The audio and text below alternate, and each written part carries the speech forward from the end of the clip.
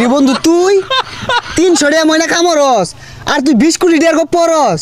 না বন্ধু আর কইস্তা ওই সিঙ্গাপুর মেলা দিছিলাম বিমান দেখাতাছি না বিমানের ছাদ কানা হয়ে গেছে গা পরে করে ইটনি বানাইছি ডালাই দুল্লা বুরফে দিয়া।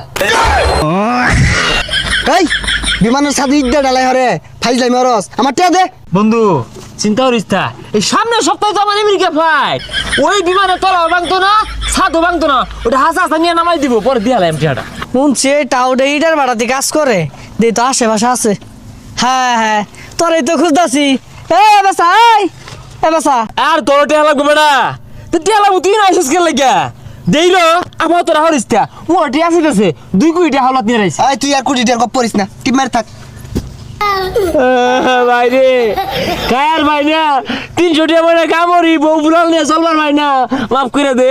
কি করলি এটা তুই? এটা 2,000 টাকা মাফ করে দিয়াম 1.5 লাখ টাকা ভাই। কে তোর বাইরের দেশে সুইপারম্যানের চাকরি কই গেল?